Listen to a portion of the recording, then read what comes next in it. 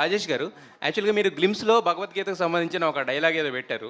అయితే మీకు చాలా బెదిరింపులు వచ్చినాయని, ఆ డైలాగ్ తీస్తేనే గాని సినిమా రిలీజ్ అవ్వనేమని హిందూ సంఘాల నుంచి వీటి నుంచి బెదిరింపులు వచ్చినాయని అవి అన్నారు కదా! మరి ఆ ఇష్యూ సార్ట్ అయిందా? లేకపోతే ఏంటి? ఎలా జరిగింది? నేను చెప్తాను సార్ అది.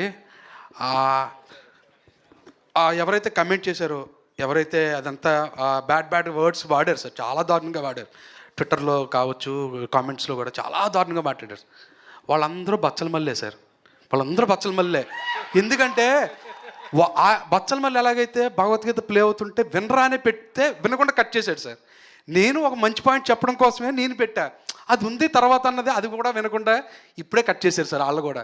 సో వాళ్ళ సినిమా చూసిన తర్వాత వాళ్ళే నాకు మళ్ళీ రీట్వీట్ చేస్తారు సార్, సారీ బ్రదర్.